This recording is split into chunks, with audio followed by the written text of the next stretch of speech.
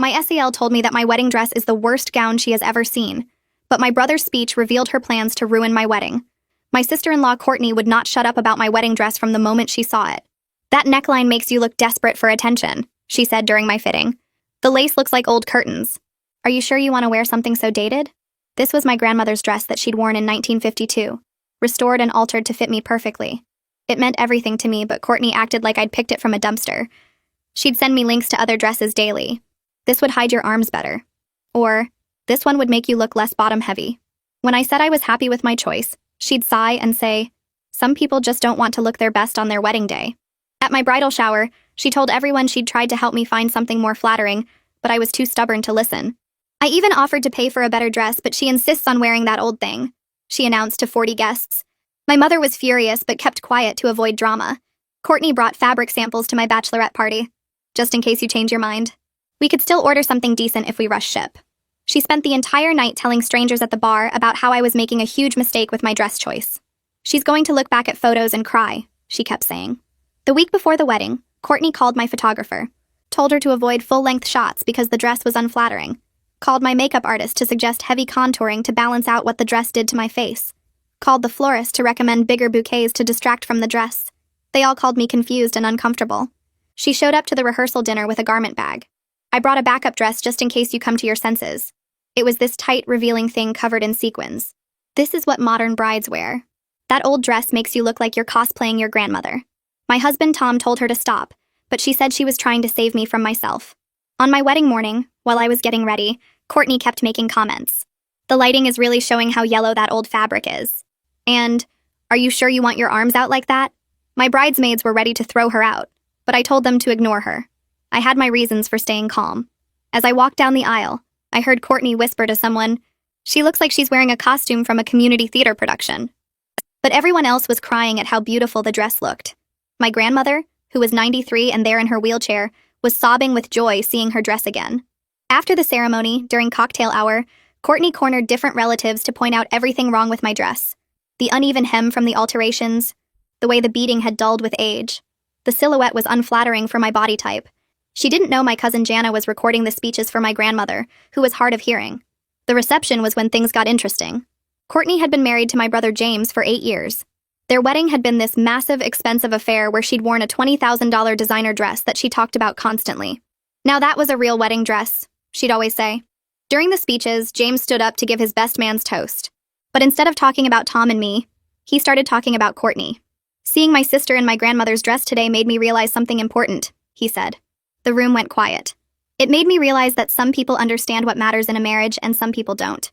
Courtney smiled, thinking he was about to agree with her about the dress. James continued, "My sister chose a dress that represents family, history, and love. It's the same dress our grandmother wore when she married our grandfather, and they were together for 67 years until he passed." He turned to look directly at Courtney. "My wife spent our entire wedding planning, obsessed with having the most expensive everything. The dress, the flowers, the venue. She said it was about making memories, but it was really about showing off." Courtney's face was turning red. "That $20,000 dress she never stops talking about? She wore it once. It's sitting in our closet in a bag that costs more than most people's rent. Meanwhile, my sister is wearing a dress that's been worn by the woman who taught us what love actually looks like." He pulled out an envelope. "Courtney, since you're so concerned about appearances and what people wear, maybe you should know that everyone here has been talking about your outfit today." She looked down at her dress, a white lace cocktail dress she'd worn to my wedding. James held the envelope higher, and I watched Courtney's smile turn stiff, like plastic that had been left in the sun too long. The room went so quiet I could hear my own heartbeat in my ears. James opened the envelope and pulled out his phone, holding it up so everyone could see the screen.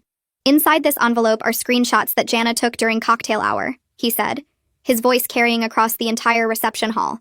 "Recordings of my wife telling 3 different relatives that my sister looks like she's wearing a costume from a community theater production." A fork clattered onto someone's plate near the back, the metal sound echoing through the silence. I saw heads turning, people leaning toward each other to whisper. Courtney's face went from red to white in about 2 seconds flat. She pushed her chair back so fast it scraped against the floor, and her white lace dress caught the light from the chandelier as she stood up. "James," she started, but he held up his hand and kept talking over her. "Sit down, Courtney. You've spent 6 months criticizing my sister's choices, and now everyone gets to hear about it." His voice was calm, but there was something hard underneath it, like steel wrapped in velvet. Courtney opened her mouth again, then closed it. Her hands were shaking as she grabbed the edge of the table. After what felt like forever but was probably only 10 seconds, she slowly sat back down in her chair. Her face was bright red now, and I could see a vein pulsing in her neck. James tapped his phone screen a few times, and suddenly Courtney's voice filled the room through the reception hall's sound system. I tried everything to get her into something decent, but she insisted on that yellowed old rag. Some people just have no taste. The audio was crystal clear, and I recognized the background noise from cocktail hour, the clinking glasses and low music. Several guests gasped out loud. I looked over at my mother and saw her hand fly up to cover her mouth, her eyes wide with shock. Two of my aunts at the next table were staring at Courtney like they'd never seen her before. Jana was standing near the DJ booth with her phone still in her hand, looking both nervous and satisfied at the same time. Tom's hand found mine under the table, his fingers warm and steady as they squeezed tight. James kept talking, his eyes scanning the room. My wife called the photographer, the makeup artist, and the florist to try to sabotage my sister's wedding because she couldn't handle that someone else's choices were different from hers. I watched as the photographer at the back of the room started nodding her head up and down really fast, confirming the story to the guests sitting near her table. The woman next to the photographer put her hand on her arm and whispered something, probably asking if it was true. More people were whispering now, a low buzz of voices spreading through the room like ripples in water. Courtney found her voice again and stood up, her chair scraping backward a second time. Her hands were still shaking, and when she tried to smooth down her white dress, I noticed her fingers were trembling. This is ridiculous, James. I was trying to help. Someone needed to tell her the truth about that dress. But her voice cracked right in the middle, breaking on the word truth like it was too heavy to carry. Several guests were now whispering to each other and glancing back and forth between Courtney and me, their faces showing they were starting to understand what had really been going on. My bridesmaid Megan reached over from her seat and squeezed my other hand, the one Tom wasn't holding. James turned to look at Courtney, and I saw something on his face I'd never seen before when he looked at her. It was disappointment mixed with something harder, something that looked like he'd made up his mind about something important. You wore a white dress to my sister's wedding, Courtney. White. To someone else's wedding. And you think you were trying to help? The murmuring in the room got louder, people actually talking out loud now instead of just whispering. I saw guests who hadn't seemed to notice Courtney's dress before now staring at her outfit with their mouths hanging open. One of Tom's aunts actually pointed at Courtney's white lace cocktail dress, then covered her mouth with her hand like she couldn't believe what she was seeing. My grandmother wheeled her chair forward a little bit, the wheels making a soft squeaking sound on the floor. The room went quiet again, everyone turning to look at her. That dress your wife is criticizing was the dress I wore when I married the love of my life. We had 67 years together before he passed. Her voice was strong despite her being 93 years old, stronger than I'd heard it in months. She looked directly at Courtney, not blinking, not looking away. How many years do you think your marriage will last if this is how you treat family? The question hung in the air like smoke, and I saw several people at nearby tables wince at how direct it was. Courtney's face crumpled like paper being crushed in someone's fist. She grabbed her purse from the back of her chair, the metal clasp making a clicking sound. I don't have to listen to this. James, we're leaving. She said it like an order, like she expected him to jump up and follow her out. But James didn't move from his spot at the microphone. He just stood there, staring at her with that same disappointed look on his face. The seconds ticked by. 5, 10, 15. People were frozen in their seats, watching to see what would happen. Courtney's face went from angry to confused, to something that looked like panic as she realized James wasn't coming with her. James finally moved, but instead of walking toward Courtney, he set down the microphone on the head table and walked over to where our grandmother sat in her wheelchair. He knelt down beside her chair, one knee on the floor, and looked up at her face. I'm sorry, Grandma. I should have said something months ago when this all started. His voice was quieter now, meant for her but loud enough that people nearby could still hear. Grandmother reached out and patted his hand with her wrinkled fingers, then leaned down and said something too quiet for the rest of us to hear. I watched James's shoulders relax a little bit as he nodded, and I saw what looked like tears in the corners of his eyes. Courtney was still standing by her chair, her purse clutched against her chest like a shield. She looked around the room, probably trying to figure out if she should actually leave by herself or keep waiting for James. Her teenage daughter Savannah got up from her seat at the family table and walked across the dance floor toward me. She stopped next to my chair and bent down, her long hair falling forward as she whispered near my ear. I'm sorry my mom was so mean about your dress. You look really beautiful. The simple kindness from my niece made my eyes start to water, and I had to blink fast to keep from crying and ruining my makeup. I thanked Savannah quietly and squeezed her hand, not trusting myself to say more without crying. The DJ must have sensed the room needed a shift because upbeat music suddenly filled the space, something light and happy that made people start moving again. My Aunt Linda was the first one up, pulling my Uncle Mike onto the dance floor with a laugh that broke the heavy silence. Other guests followed, chairs scraping against the floor as they stood and stretched. My cousin from Tom's side came over and hugged me tight, whispering that the dress was stunning and she hadn't known about the family history. Then Tom's grandmother approached with her walker, moving slowly but determined, and she touched the lace on my sleeve with gentle fingers. She told me her own mother had sewn her wedding dress by hand in 1948, and she understood what it meant to wear something made with love instead of bought for show. More relatives gathered around, forming a small crowd near my chair, and they all wanted to know about the dress now. How old was it really? Did grandmother still have photos from her wedding? Had the alterations been difficult? I found myself telling the story over and over, about finding the dress in grandmother's attic last year, about the restoration process that took 3 months, about how the seamstress cried when she saw the original beadwork. Someone asked if grandmother had done all the beading herself, and I nodded, pointing to where she sat in her wheelchair surrounded by her elderly friends. They were all leaning in close, examining something on the table in front of them, probably the photos I'd given her earlier. My mother's sister came up and apologized for not saying something at the bridal shower when Courtney was being cruel. She said she'd been shocked into silence but regretted it now. I told her it was okay, that I'd had my reasons for staying calm through all of Courtney's comments. Another aunt mentioned that she'd always thought Courtney was too focused on money and status, that it was nice to see someone prioritize meaning over price tags. The comments kept coming, warm and supportive, and I realized that Courtney's behavior had bothered more people than I'd known. They'd all just been waiting for someone to say something first. I glanced toward the exit and saw James standing near the door with Courtney. She was talking fast, her hands moving in big gestures, pointing back toward the reception hall and then at herself. Her face was red and her mouth was moving quickly like she was trying to explain or defend or maybe demand something. James stood with his arms crossed over his chest, his expression completely blank. He wasn't nodding or agreeing or even responding to whatever she was saying.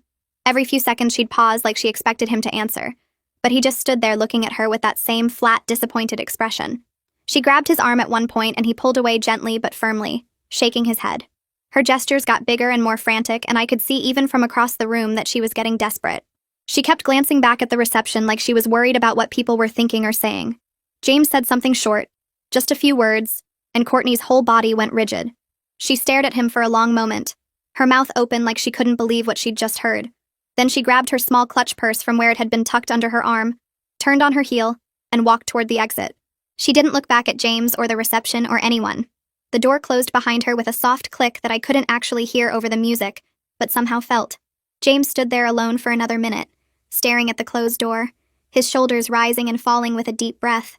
When he finally turned around and walked back into the reception, he looked exhausted, but also lighter somehow, like he'd just set down something heavy he'd been carrying for years.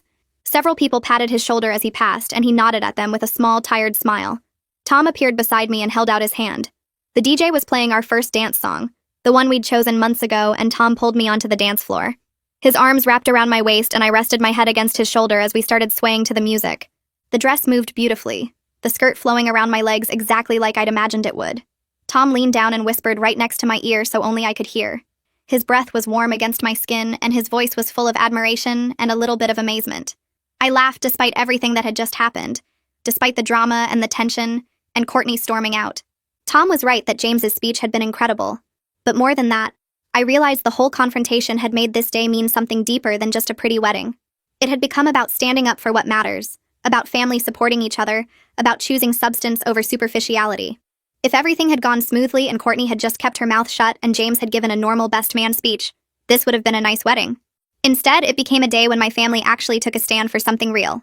Tom spun me gently, and the beading on the dress caught the lights, throwing tiny sparkles across the dance floor.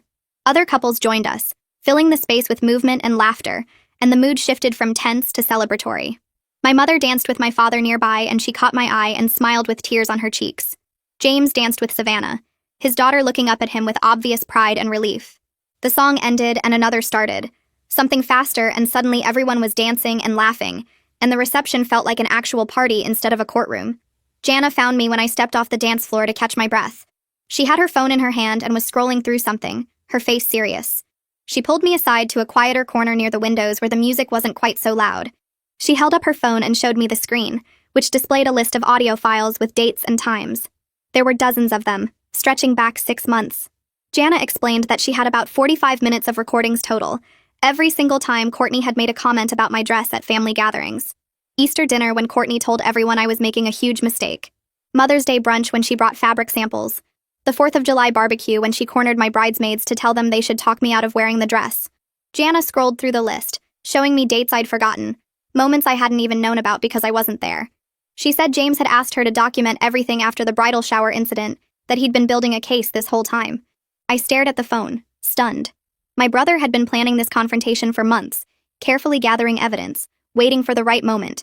Jana said he'd asked her to record today specifically because he knew Courtney would say something during cocktail hour, and he wanted proof. She'd been walking around with her phone recording, capturing Courtney's comments to different relatives. The audio clip James had played during his speech was just a small sample of what Jana had collected. I asked why she'd agreed to do it, and Jana shrugged, saying that someone needed to stand up to Courtney and she was tired of watching her tear me down. She offered to send me the recordings, but I told her I didn't need them. The point had been made. Courtney's behavior was out in the open now, and everyone knew exactly who she was. Mom found me near the cake table a little while later. The cake was 3 tiers of vanilla with raspberry filling. Simple and elegant. Nothing like the 7-tier monstrosity Courtney had at her wedding. Mom's eyes were red like she'd been crying, and she pulled me into a tight hug without saying anything at first. When she finally spoke, her voice was thick with emotion and regret. She said she should have shut Courtney down at the bridal shower, that she was wrong to stay quiet when Courtney was being so cruel in front of 40 guests. I hugged her back and told her it was okay, that sometimes staying quiet is strategic, that I'd had my reasons for not making a scene. Mom pulled back and looked at me with this fierce expression, shaking her head hard. She said no, that some things you don't stay quiet about, and family disrespect is one of them. She should have stood up for me when Courtney announced to everyone that she'd offered to pay for a better dress. She should have said something when Courtney brought those fabric samples to the bachelorette party. She'd been trying to keep the peace and avoid drama, but all she'd done was enable Courtney to keep attacking me. I squeezed her hands and told her I understood, that I wasn't angry at her, that everything had worked out the way it needed to. Mom wiped her eyes and said she was proud of me for staying true to what mattered, for not letting Courtney bully me into changing my choice. She touched the lace on my shoulder and said I looked exactly like grandmother had in the old photos, beautiful and confident and completely myself. James appeared next to Tom and me while we were standing near the cake, waiting for the photographer to set up for the cutting photos. He looked nervous, shifting his weight from foot to foot, his hands shoved in his pockets. He cleared his throat and said he needed to apologize for making a scene at our wedding. He said he just couldn't let Courtney get away with it anymore, especially after she'd worn white. Tom shook his head and put a hand on James's shoulder, telling him there was nothing to apologize for. I agreed, saying that his speech actually made me feel more supported than I'd felt in years. All those months of Courtney's criticism, all those little digs and comments and suggestions that I was making a terrible choice, they'd made me feel alone even though I knew I was right. Having James stand up publicly and validate my choice, having him call out Courtney's behavior in front of everyone, it meant everything. James looked relieved and some of the tension left his shoulders. He admitted he'd been planning the speech for weeks, working on exactly what to say, how to say it. He'd been scared to actually go through with it, worried about what it would mean for his marriage, but seeing Courtney in that white dress had been the final straw. Tom asked if James was okay, if he needed anything, and James said he was fine. Tired, but fine. He glanced toward where Savannah and Nolan were sitting with some other kids, eating cake and laughing. He said he'd deal with whatever came next, but he couldn't regret standing up for what was right. Grandmother called me over to her table with a wave of her wrinkled hand. Several of her elderly friends were sitting with her, women I'd known my whole life as her bridge club and church group. They were all leaning forward in their chairs, looking at me with bright, interested eyes. Grandmother told me to show them the beading on the bodice, that she'd done all of it by hand in 1952. I moved closer and turned slightly so they could see the intricate pattern of tiny beads sewn into the lace. The beads formed delicate flowers and vines that ran across the bodice and down the sides, each one placed with careful precision. Grandmother's friends reached out with gentle, careful fingers to touch the beads. They made soft sounds of appreciation, ooh and ah, commenting on how tiny the beads were and how steady Grandmother's hands must have been. One of them, a woman named Margaret who'd known Grandmother since they were girls, said that nobody makes dresses like this anymore. She said it was real craftsmanship, the kind of work that took patience and skill and love. Another friend asked how long the beading had taken, and Grandmother said 3 months of working every evening after dinner. She'd wanted her dress to be special, something she'd made herself, something that would last. The women nodded in understanding, and one mentioned that she'd sewn her own wedding dress too, back in 1950. They started sharing stories about their weddings, about homemade dresses and small ceremonies and marriages that had lasted 40, 50, 60 years. I stood there listening, surrounded by these women who'd built lives on substance instead of show, and I felt connected to something bigger than just my own wedding day. Savannah approached me carefully, like she wasn't sure if I'd want to talk to her after everything with her mother. She asked quietly if she could take a photo with me, saying she wanted to remember what the dress really looked like, not what her mom had said about it. I smiled and put my arm around her shoulders as someone nearby offered to take the picture with Savannah's phone. We posed together, both smiling, and the photographer took several shots. After the photos, Savannah didn't leave right away. She stood there fidgeting with her phone, looking down at her feet. Then she admitted in a rush that her mom had been really stressed lately about money and her dad's job. She thought maybe her mom was jealous that I was having a wedding without going into debt. The words came out fast, like she'd been holding them in and finally had to let them out. I looked at Savannah, really looked at her, and saw how much she'd been carrying, how aware she was of her parents' problems. I thanked her for telling me and said I knew it must be hard being in the middle of everything. Savannah nodded and said she loved her mom, but sometimes her mom said mean things when she was stressed. She asked if I was mad at her mom, and I chose my words carefully. I said I wasn't mad, but I was hurt, and that sometimes adults handle stress in ways that hurt other people. Savannah seemed to understand, and she hugged me quickly before going back to sit with her brother. The information from Savannah stayed with me, making me think about Courtney differently. I'd known James got a pay cut 6 months ago because he'd mentioned it at Easter dinner. That was right when Courtney's criticism had intensified, right when she started sending me dress links daily and calling my vendors. Her comments about expensive dresses and better choices might have been less about my actual dress and more about her own financial regrets. Maybe she was looking at the $20,000 she'd spent on her designer dress, money that was now just sitting in a garment bag in their closet, and realizing they could have used that money for something practical. Maybe watching me have a meaningful wedding without going into debt made her confront choices she'd made 8 years ago. It didn't excuse her behavior, didn't make the months of criticism okay, but it added context that made her seem more human and less like a villain. She wasn't just being cruel for the sake of being cruel. She was projecting her own fears and regrets onto my choices. Understanding that didn't change what had happened, but it did soften something inside me, made me feel less angry and more sad for her. The evening moved forward and I found myself near the dessert table when Nolan came running up. He was 10 years old with chocolate cake smeared on his cheek and that open, honest expression kids have before they learn to hide their feelings. He asked me directly why everyone was mad at his mom. I froze for a second, trying to figure out how to explain adult conflicts to a child who just wanted his family to be okay. I knelt down so I was at his eye level and said that sometimes grown-ups disagree about what's important. His mom and I have different ideas about weddings, about what makes them special. I told him that his mom thought expensive things were important, and I thought family history was important, and sometimes when people have different ideas, they argue. Nolan thought about this for a minute, his face serious. Then he asked if I was still his aunt, and I said of course, always. He seemed satisfied with that answer, and asked if he could have another piece of cake. I laughed and said yes, and he ran off toward the dessert table. The crisis apparently resolved in his mind. I watched him go and wished adult problems could be solved so easily, with simple explanations and permission to eat more cake. I watched Nolan disappear into the crowd of relatives near the cake table, his crisis solved with such beautiful simplicity that I felt a pang of envy. Adults couldn't fix their problems with explanations and permission for dessert. Tom's parents found me a few minutes later, his mother approaching with her purse over her shoulder and his father's coat draped across her arm. She took both my hands in hers, squeezing gently, her eyes warm and sincere. Her words about the dress being stunning and the story making it more beautiful settled something inside me that I hadn't realized was still unsettled. I thanked her, meaning it completely, grateful that my new in-laws understood what wearing grandmother's dress represented to me. They left with hugs and promises to see us before the honeymoon, and I felt lucky to be joining their family. The reception was winding down now, guests trickling toward the exits in small groups, the energy shifting from celebration to tired contentment. I spotted grandmother sitting alone at her table, her wheelchair positioned so she could watch the remaining dancers, and I made my way over to sit beside her. She patted the chair next to her and I sank into it, kicking off my shoes under the table with relief. She started telling me about her wedding day in 1952, her voice soft but clear, describing how simple everything had been compared to modern celebrations. No elaborate decorations or expensive venues, just family and friends in a small church with homemade food at the reception afterward. Her eyes got distant with memory as she described how happy she'd been despite the simplicity, how none of the material things mattered when she was marrying the man she loved. She turned to look at me directly, her hand finding mine on the table. Her next words about the dress not making the marriage hit me hard, the truth of them settling deep in my chest. She explained that her happiness with grandfather came from respecting each other and working as a team through all the years, through arguments and struggles and joys. That foundation of respect and teamwork was what lasted through 67 years, not the dress or the flowers or the venue.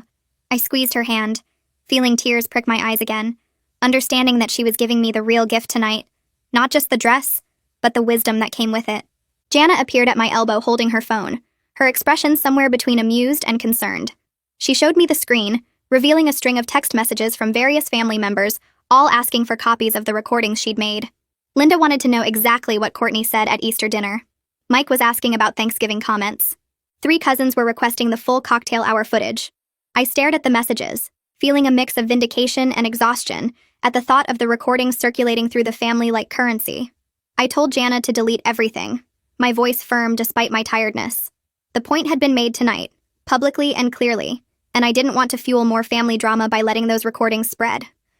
Jana nodded, seeming relieved by the decision, and I watched her thumb through the deletion process right there in front of me. She thanked me for not letting this turn into a bigger mess than it already was, and I appreciated her loyalty throughout this whole situation. James found me near the coat check as the last guests were gathering their belongings, his face serious in a way I'd rarely seen. He asked if we could talk privately, and I followed him into a side room off the main hall, closing the door behind us to muffle the sounds of the reception. He stood there for a moment, hands in his pockets, looking more uncertain than I'd ever seen my confident older brother look. When he finally spoke, the words came out heavy and deliberate, explaining that he was probably going to separate from Courtney for a while. My stomach dropped at the announcement, even though part of me had been expecting something like this after his speech. He continued before I could respond, clarifying that this wasn't just about my dress or tonight's confrontation, but about how Courtney treated people when she thought no one important was watching. He'd been noticing patterns for months, ways she spoke to service workers and family members, how she valued appearances over authenticity in every aspect of their lives. Tonight had just been the final confirmation that his marriage had problems that went beyond financial stress or temporary difficulties. I felt shock wash over me, but also immediate concern for Savannah and Nolan, asking what would happen to them after everything they'd witnessed tonight. James's face softened when I mentioned the kids, and he explained he'd been thinking about this decision for months, not making it impulsively based on one dramatic evening.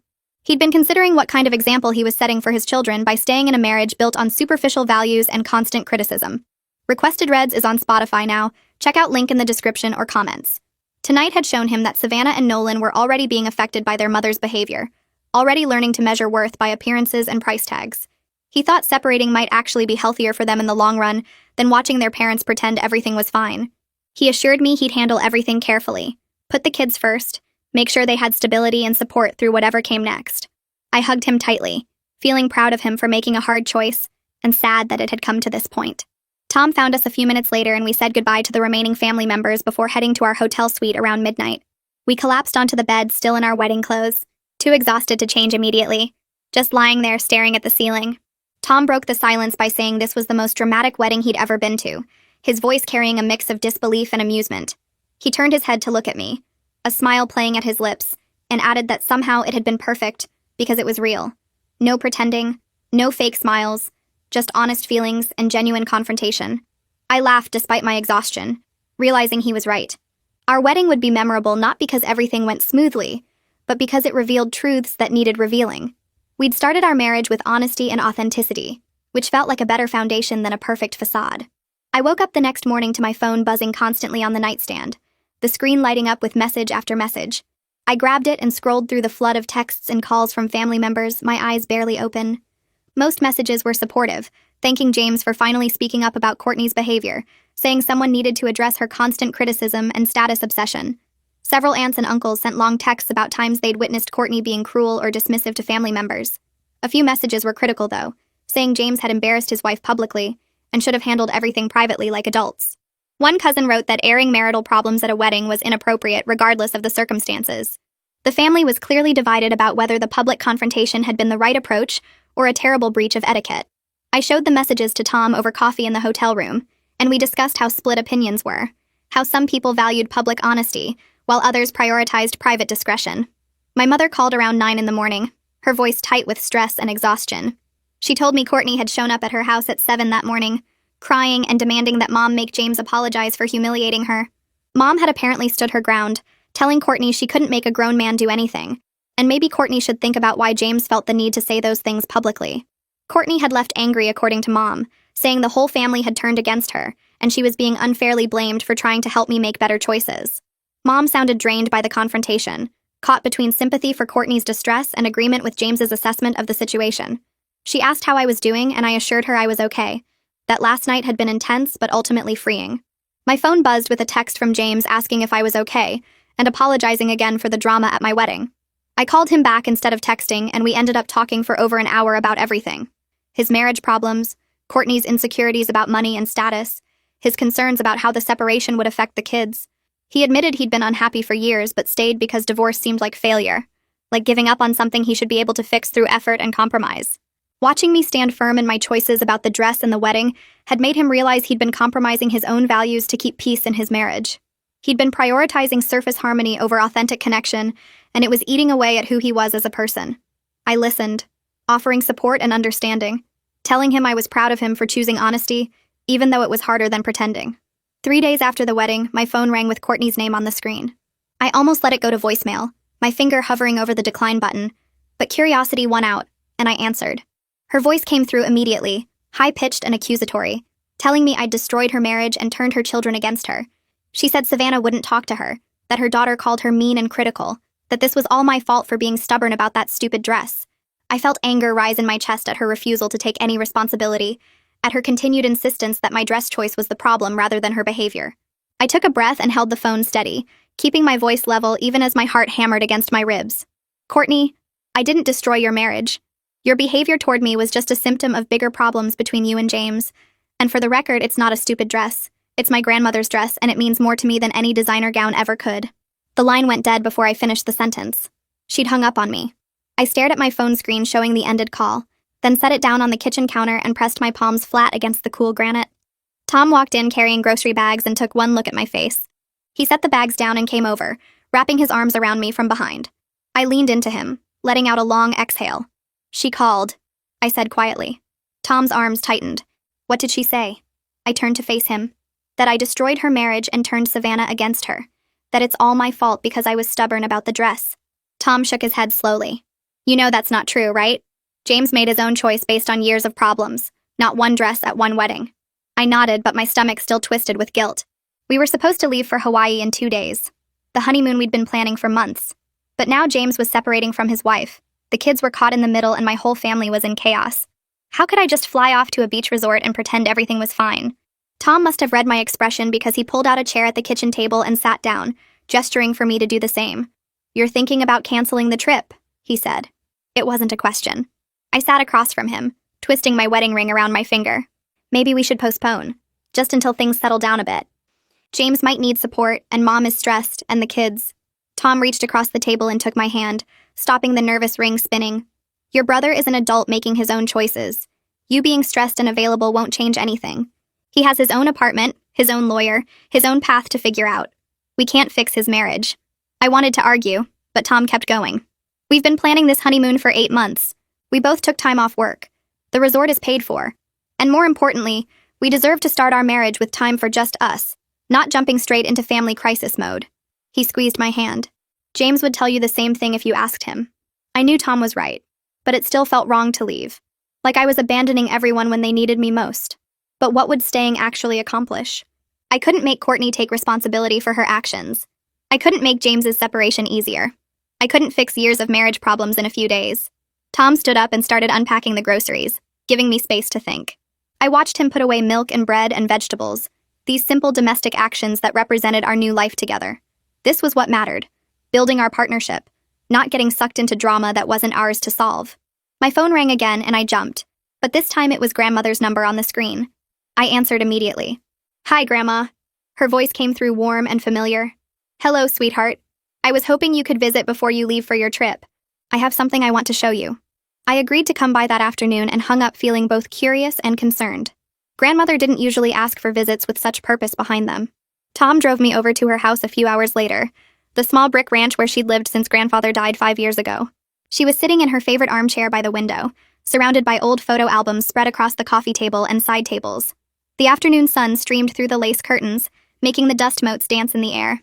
I kissed her papery cheek and settled onto the couch beside her chair. She smiled at me, her eyes bright despite her age. I want to show you something, she said, reaching for one of the albums. Her hands shook slightly as she opened it, flipping through pages until she found what she wanted. Here, our 50th wedding anniversary. The photo showed grandmother and grandfather at a party, surrounded by family and friends. They were both smiling, their hands clasped together on the table between them.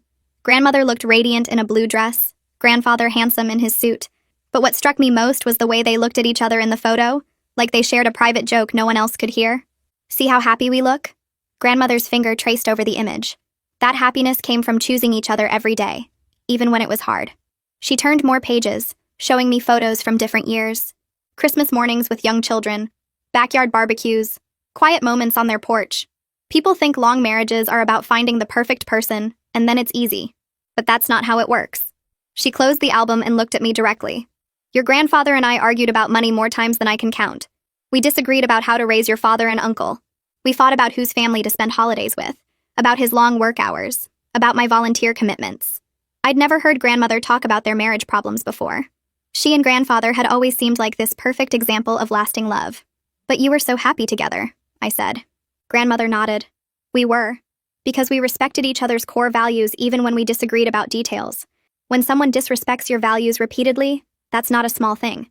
That's a foundation problem. She reached over and patted my hand. The dress incident with Courtney wasn't really about the dress. It was about her not respecting what matters to you. James finally saw that pattern clearly, and he realized it extended to how she treated him too. I felt tears prick my eyes. But their kids are going through so much now because of what happened at my wedding. Grandmother shook her head firmly. Their kids are going through this because two people built a marriage on the wrong foundation. Better they see their parents separate and find authentic happiness than watch them pretend for years while resentment grows. You didn't cause this, sweetheart. You just happened to be there when the cracks finally showed. We sat together for another hour while she told me stories about her marriage, the good and the difficult, the compromises and the firm boundaries. By the time I left, I felt lighter, less guilty about the role my dress had played in exposing problems that had existed long before I chose what to wear. That evening, my phone rang again. Aunt Linda this time. I almost didn't answer, tired of family drama, but something made me pick up. I just wanted to tell you something, Linda said without preamble. I've always thought Courtney was too focused on appearances and status. I'm glad someone finally said something. James has seemed miserable for years, but we all pretended not to notice because that's what families do. Her words hit me hard. How many people had watched James struggle in his marriage and said nothing? How many relatives had seen Courtney's behavior patterns and stayed silent to keep peace? Why didn't anyone say anything before? I asked. Linda sighed. Because it's easier to ignore problems than confront them. Because we tell ourselves it's not our business. Because family gatherings are more comfortable when everyone pretends everything is fine. She paused. But you didn't pretend. You stood firm in your choice, and that forced everyone to see what they'd been avoiding. That took courage. After we hung up, I sat on the couch next to Tom and told him about both conversations. He listened quietly, then said what I'd been thinking. A lot of people saw the problems, but you're the one who gets blamed for exposing them. That's not fair. But it's often how it works. I nodded, knowing Tom was right, but still feeling the weight of being the person who forced everything into the open. 3 days after we got back, James texted asking if we wanted to come over for dinner at his new place. He said to bring takeout since he didn't have much in the kitchen yet. Tom and I stopped at this Thai place James liked and showed up at his apartment around 7. The building was older, nothing fancy, and his unit was on the second floor at the end of a long hallway. James answered the door in jeans and a t-shirt, looking more relaxed than I'd seen him in years. The apartment was small, maybe half the size of the house he'd shared with Courtney. The living room had a couch, a coffee table, and a TV sitting on the floor because he didn't have a stand yet. The kitchen was visible from where we stood, just a galley set up with basic appliances. No artwork on the walls, no decorative pillows, no carefully arranged shelves full of expensive things. It looked like someone had just moved in, which he had, but there was something peaceful about the emptiness. James took the food bags from Tom and started pulling out containers. We sat on the floor around the coffee table since he only had 2 chairs and insisted we take those. As we ate pad thai and spring rolls, James talked about the apartment search, how he'd looked at places twice this size but kept coming back to this one because it felt manageable. Courtney would have hated it, he said. No granite countertops, no walk-in closets, no impressive address to mention at parties. But sitting there with borrowed furniture and takeout boxes, he seemed lighter somehow, like he'd put down something heavy he'd been carrying for years. Tom asked about the kids, and James said they were adjusting okay. Savannah was actually excited about having 2 places, said it felt like an adventure. Nolan was confused but handling it better than expected. They'd been to the apartment twice already, helped him pick out which bedroom they wanted for sleepovers. After we finished eating, James leaned back against the couch and started talking about his marriage in ways I'd never heard before. He said Courtney's focus on appearances and status made him feel like he was never enough, like every accomplishment got measured against what their friends had, or what people would think. When he got promoted at work, her first question was whether his new title sounded impressive enough. When they went on vacation, she spent more time taking photos for social media than actually enjoying the trip.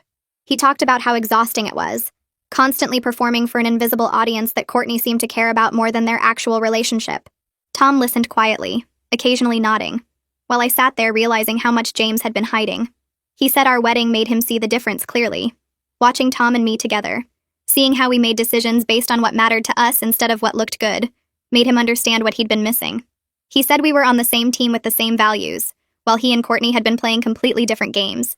The words hit me hard because I'd never thought about my relationship with Tom that way. But James was right. We wanted the same things, cared about the same stuff, made choices that reflected shared priorities. James and Courtney had been moving in opposite directions while pretending they were together. Before we left that night, James hugged me tight and thanked me for standing firm about the dress. He said if I'd given in to Courtney's pressure, he might have convinced himself that compromising your values for peace was normal, that everyone had to do it. But seeing me refuse to budge made him realize he'd been compromising too much for too long. A week later, Savannah called me asking if we could meet for coffee. Her voice sounded serious, more grown up than her 16 years. We met at this cafe near her school, one of those places with mismatched furniture and local art on the walls. Savannah ordered some complicated drink with extra shots and sat across from me looking tired. She said she'd been thinking a lot about her parents' marriage and what she wanted in her own future relationships. She talked about watching them fight for years, how it was always about money or appearances or what other people thought. She said she didn't want to end up like her mom, always comparing and criticizing, never satisfied with what she had. She wanted to be like me and Grandma, knowing what mattered and sticking to it even when people disagreed. I felt my throat tighten listening to her, this teenager who'd watched her family fall apart and was already trying to learn from it. But I also didn't want her to completely hate Courtney, to only see the bad parts and miss the complexity. I told her that her mom had good qualities too. She was organized, determined, hardworking. She could plan events that ran perfectly, manage complicated schedules, get things done that other people gave up on. Sometimes people's strengths became weaknesses when they got applied to the wrong things. Courtney's drive and attention to detail were great for her job, but when she turned that same intensity toward controlling how everyone else lived, it became destructive. Savannah nodded slowly, seeming to think about this. She said she knew her mom wasn't all bad, that there were good memories mixed in with the difficult ones. But she also said it was hard to remember the good parts when the bad parts had gotten so loud. We talked for another hour about relationships and values and how to know what really matters. By the time we left, Savannah seemed a little less burdened, like talking it through had helped her sort out her feelings. 2 weeks after the wedding, Mom hosted a small family dinner at her house. Just her, me, Tom, James, and the kids. Courtney wasn't invited, which felt both necessary and sad. Mom had set the dining room table with her nice dishes, made a big pot roast with all the sides. Nolan ran around showing Tom his new video game while Savannah helped carry food to the table. During dinner, we talked about upcoming holidays and how to handle family gatherings with James and Courtney separated. Mom suggested alternating holidays, making sure the kids got time with both parents without forcing James and Courtney into the same room. James said Thanksgiving was coming up in a few months, and he wanted to start thinking about it now, rather than waiting until the last minute. Everyone agreed that the kids' comfort came first, that we'd keep adult drama separate from family celebrations. Savannah looked relieved when we said that, like she'd been worried we'd force her to pick sides or referee between her parents. Halfway through dinner, Nolan put down his fork and looked at me with those big, serious eyes kids get when they're about to ask something important. He asked if I was mad at his mom. The table went quiet, and I could feel everyone watching me, waiting to see how I'd handle it. I chose my words carefully, keeping my voice calm and gentle. I told him I wasn't mad, that his mom and I just saw things differently. Sometimes adults disagreed, and that was okay. What mattered was that everyone in this family loved him and Savannah very much, that nothing between the grown-ups changed how much we cared about them. Nolan seemed satisfied with that answer and went back to his food, asking Tom about the video game again. Mom caught my eye across the table and smiled, a small nod that said I'd done okay. After dinner, while Mom and Savannah cleared dishes, James pulled me aside in the kitchen. He said handling Nolan's question like that meant a lot, that he'd been worried about how to help the kids process everything without turning them against their mother. I told him the truth, that I wasn't trying to be a saint. I just genuinely didn't want the kids caught in the middle of adult problems they didn't create. Over the next few weeks, Tom and I started settling into married life for real.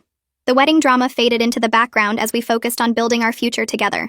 We spent weekends looking at houses, talking about which neighborhoods we liked and what we could afford.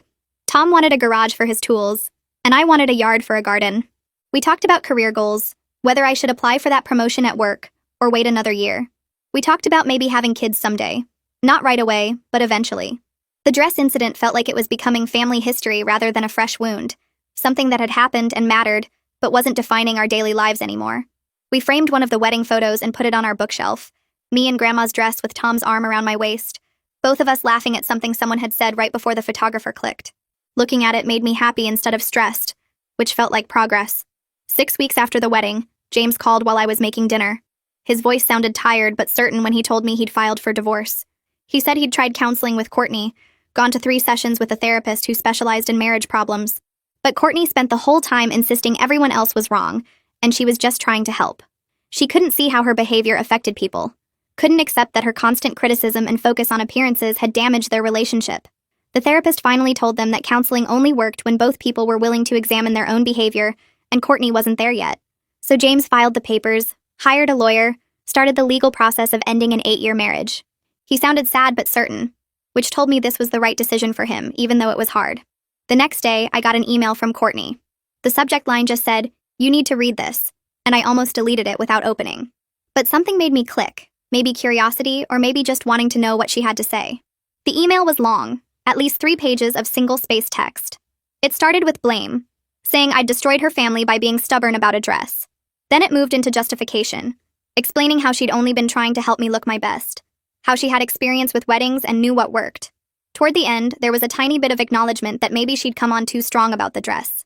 She didn't actually apologize, didn't say she was sorry for calling my vendors or wearing white or any of the specific things she'd done. But she did say she didn't mean to cause problems, that she never wanted things to end up this way. It wasn't the accountability I'd hoped for, but it was something, a small crack in her wall of defensiveness. I showed the email to Tom that night, reading parts of it out loud while we sat on the couch. He listened to the whole thing without interrupting, then said what I'd been thinking. Responding would just restart the conflict cycle. Courtney wasn't ready to really hear me, wasn't at a place where she could accept feedback or take responsibility. I didn't owe her emotional labor right now, didn't have to educate her or help her understand. Maybe someday, but not today. Tom's support in setting that boundary made me feel secure in our partnership, knowing he had my back even when the easier path might be to smooth things over. I closed the email without responding, moved it to a folder in case I needed it later, and let it go. 2 weeks after I closed that email, Mom called early one morning. Her voice sounded tight and worried when she told me Grandma had fallen in her kitchen the night before. Nothing broken, just a bad bruise on her hip and some scrapes on her arm, but the paramedics took her to the hospital anyway because of her age. Mom said Grandma was stable and resting, but they wanted to keep her overnight for observation. I threw on clothes and drove straight to the hospital, my hands gripping the steering wheel too hard. Tom met me there after his morning shift, finding me in the waiting room staring at nothing. When they finally let us back to see her, Grandma was sitting up in bed looking annoyed at all the fuss.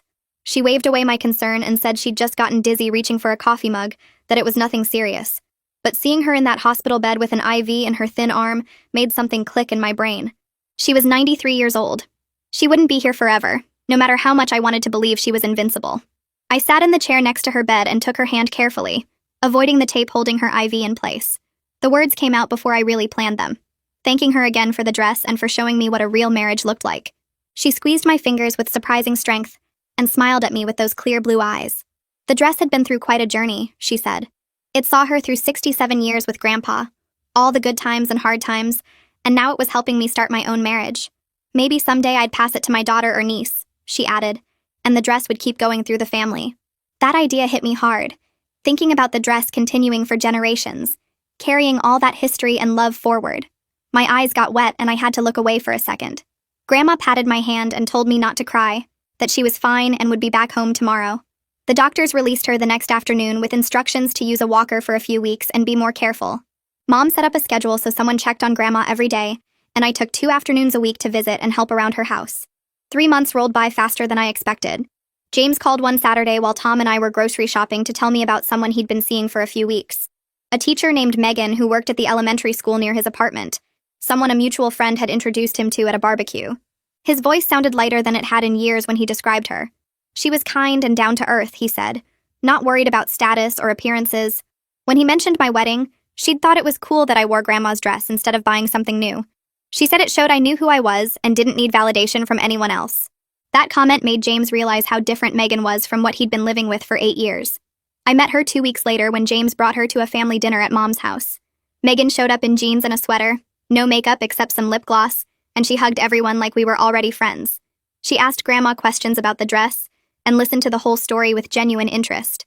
By the end of the night, even Mom was smiling and relaxed around her. Tom whispered to me while we were doing dishes that James looked happier than he'd ever seen him. November came and Tom and I decided to host Thanksgiving at our apartment. We invited James, Megan, the kids, my parents, and Grandma. The space was small, but we made it work, squeezing a folding table next to our regular dining table and borrowing chairs from neighbors. Courtney had the kids for Christmas this year as part of the custody arrangement, so Thanksgiving was our holiday with them. Savannah arrived early to help me in the kitchen, chopping vegetables while I prepped the turkey. She seemed more relaxed than she'd been at the wedding, less tense around the shoulders. While we worked, she told me she was glad her parents had separated.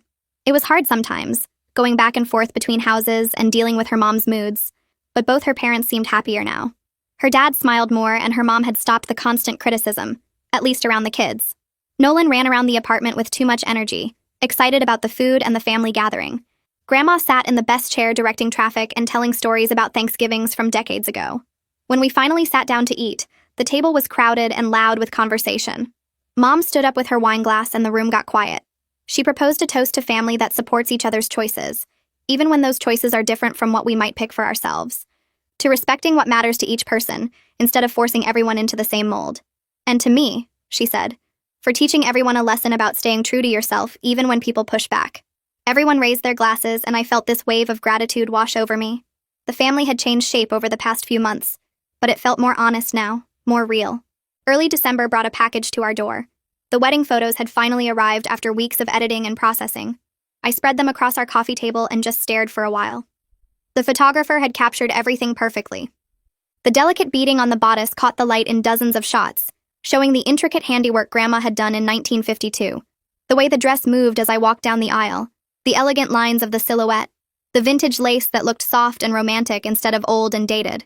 There were close-ups of details I'd never really noticed before. Tiny seed pearls sewn into the hem, the way the fabric gathered at the waist. Photos of me and Grandma together at the reception, her face full of joy and tears, my hand on her shoulder as we looked at each other. I spent an entire evening going through every image, reliving the day without all the drama Courtney had tried to create. Tom came home from work and found me surrounded by photos, and we went through them together, picking favorites for frames and social media. I decided to make a special album just for Grandma, filled with close-ups of the dress and photos of us together. It took me 3 days to arrange everything perfectly, adding little notes about what was happening in each photo and which parts of the dress she'd worked on herself. When I brought the album to Grandma's house the following week, she cried happy tears. She held the album carefully, turning each page slowly, touching the photos with gentle fingers. This was exactly how she remembered the dress looking on her wedding day, she said. I'd honored its history while making it my own, adding my own story to the dress without erasing hers. We sat together for over an hour going through the album, and she told me stories I'd never heard before. How she'd sewn each bead by hand over 3 months, working by lamplight after dinner. How she'd chosen that particular shade of ivory because it reminded her of magnolia blossoms. How nervous she'd been walking down the aisle in it, worried she'd trip on the hem. Her grandfather had walked her down the aisle because her father had passed away 2 years earlier, and she'd cried through the whole ceremony. Hearing these stories made the dress feel even more precious, like I was carrying not just fabric and beads, but actual memories and moments from her life. A few days before Christmas, James called with an unexpected message. Courtney had reached out to him asking if I'd be willing to meet her for coffee. She wanted to talk, he said, though he wasn't sure exactly what about. I felt my stomach tighten at the idea. Part of me wanted to just say no and avoid the whole situation. But Tom heard the conversation and encouraged me to at least listen to what she had to say. I didn't have to forgive anything or forget what happened, he said, but maybe there was a chance for some kind of peace. After thinking about it for a day, I agreed to meet, but only in a public coffee shop, and only for an hour. I texted James the details and he passed them along to Courtney. The coffee shop was busy when I arrived, full of people doing last-minute holiday shopping and meeting friends. I spotted Courtney at a corner table, her hands wrapped around a mug. She looked different from at the wedding. Thinner maybe, or just tired. Less put together than usual, wearing a plain sweater instead of her usual designer clothes. I sat down across from her and waited for her to start talking. The first few minutes were awkward, both of us stirring our drinks and not making eye contact. Then she started explaining that she'd been going to therapy since the separation, working through some stuff with a counselor. She was starting to understand why she'd been so focused on my dress, why it bothered her so much that I chose something old and meaningful instead of expensive and new. Her voice was quiet, and she kept her eyes on her coffee while she talked. She said she'd built her whole identity around that expensive wedding 8 years ago, spent so much money and energy making everything perfect and impressive. When her marriage started failing anyway, when all that money and effort didn't create lasting happiness, she couldn't handle seeing me choose meaning over money. It made her feel like she'd wasted everything on the wrong things. I listened without interrupting, watching her face as she talked. It wasn't a full apology. She didn't say sorry for calling my vendors or wearing white to my wedding or any of the specific cruel things she'd done, but it was honest self-awareness, an admission that her behavior came from her own issues and insecurities. When she finished talking, I thanked her for being honest and told her I appreciated that she was working on herself. I didn't think we'd ever be close, I said, but I hoped we could be civil at family events for the kids' sake. They'd been through enough with the divorce and didn't need adults creating more tension. She agreed, nodding quickly, and said that was all she wanted too. We finished our coffee in silence and left on neutral terms. It wasn't friendship or forgiveness, but it was a workable peace that felt realistic, given everything that had happened. 6 months had passed since the wedding, and Tom and I were standing in the third house of the day, watching the realtor point out features we barely heard. I kept thinking about how different everything felt now. My marriage was solid, built on something real instead of just excitement and planning. We made decisions together, respected each other's opinions, and never felt like we were competing or keeping score. James had moved into a bigger apartment and seemed lighter every time I saw him, like he'd been carrying weight for years that he finally got to put down. His girlfriend Megan was kind and genuine, and she treated Savannah and Nolan like they mattered instead of like accessories to her image. The family had settled into a new normal that felt more honest even if it was messier. Courtney showed up to events but stayed on her side of the room, and nobody pretended everything was perfect anymore. We all just existed together with less fake politeness and more real boundaries. Savannah called me on a Tuesday afternoon asking if we could meet for coffee. When we sat down, she fidgeted with her cup for a minute before asking if she could borrow grandmother's dress for her junior prom. She wanted to have it altered into a more modern style but keep the basic structure and some of the vintage beading. I was surprised and touched that she wanted to connect with that family history, especially after everything her mom had said about the dress. I told her I needed to talk to grandmother first since it was really her dress even though I'd worn it. Savannah nodded and said she understood, then showed me some sketches she'd made of how she imagined it could look. That weekend I visited grandmother and showed her the drawings, and her face lit up with joy. She immediately started talking about which alterations would work and which wouldn't, planning the whole project with excitement I hadn't seen from her in months. The family barbecue in late spring was the first time we'd all been together since Easter. I stood near the grill watching James flip burgers while his kids played cornhole in the yard. Tom was chatting with my dad about baseball scores, and grandmother sat in her favorite lawn chair telling stories to anyone who would listen. Courtney was there too, staying mostly on her side of the yard with her sister, but the tension was manageable instead of explosive. She'd brought a salad and kept her comments to herself, and when Savannah ran over to show her something, Courtney actually smiled and seemed engaged. The family wasn't perfect or healed or back to normal, but it was real and honest now. People said what they meant, set boundaries when they needed to, and stopped pretending problems didn't exist just to keep peace. Tom found me standing there taking it all in and wrapped his arm around my waist. I leaned into him, feeling grateful for everything that had changed. The dress was back in its preservation box waiting for Savannah's prom, and whatever came after that, but the lessons it had taught our family about being real and respecting what matters were still very much alive. That's where we'll wrap it up today. I'm really grateful you were here to listen. I hope this one added a little warmth to your day.